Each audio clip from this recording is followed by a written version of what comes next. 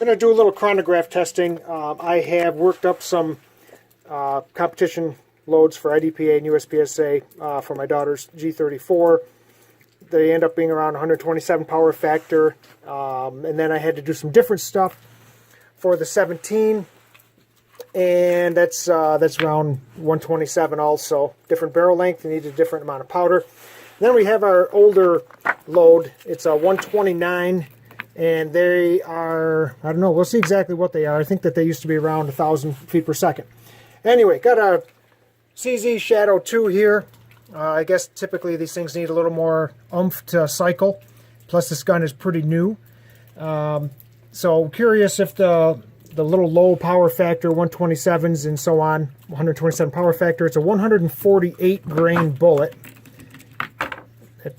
These are my daughters, so they're pink. Yeah, we roll like that.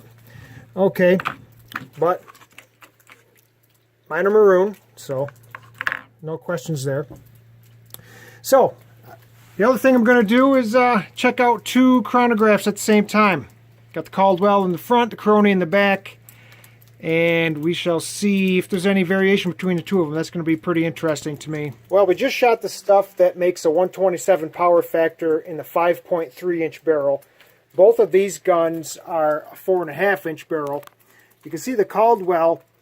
I had the Caldwell in front of the Chrony, and it's between 5 and 7 feet per second faster than what the Chrony numbers are. Same thing with the G17.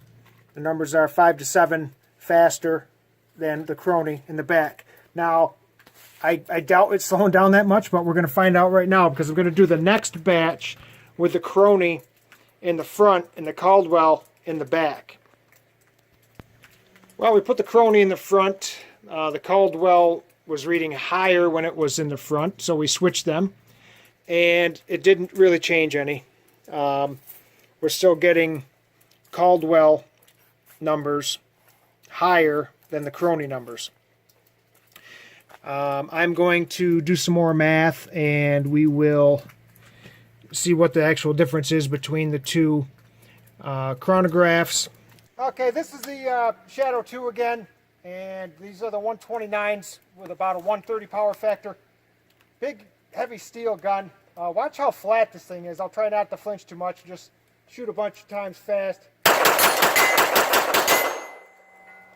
Pretty impressive how it barely moves. That steel you hit is only about 10 inches wide and about 20 yards away, so I'm glad I got the rounds on it that I did. Gun's clear. Alright, here's the Glock 17 and that exact same load. I just wanted to see how flat this was compared to that. Much lighter gun. Here we go. I only flinched once at the beginning. Have to look at the video and see how much what the difference is. So I'm going to go inside and do some math. Did a bunch of 9mm over these two, and then we also just did some 223 stuff, and I'll show you what's up with the numbers. Well, I did a bunch of math, and got the averages of with the Caldwell, with the Chrony, and the different bullet weights. The 148 powder coat, and then the 129 powder coat. There were 35 different rounds fired, and 30 here out of a 9, and then I did 5 out of an AR, and out of 35 there's only 2 where the Caldwell did not read higher. So I took the differences of the two sides, and the 148 grain bullets were around 820. So I was getting the Caldwell average this money, almost 8 feet per second more.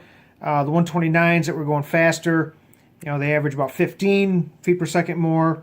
And then the AR I shot, there's one that was 15 feet per second slower.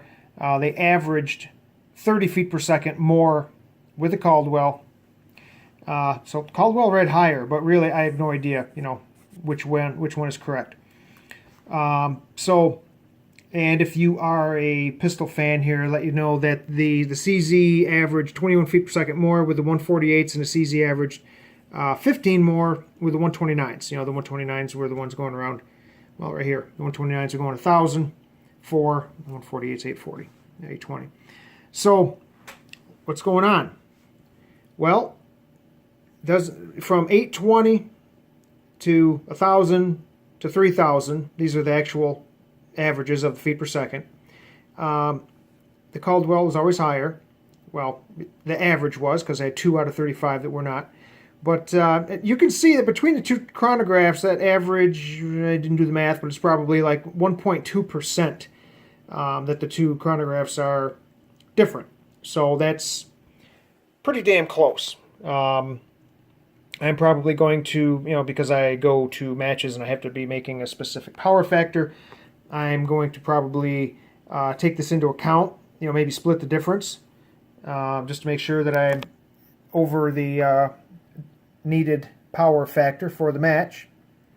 So, the Chrony read lower, the Caldwell read higher, but they were all within about 1.2% on this range of velocity right here. Thanks for watching.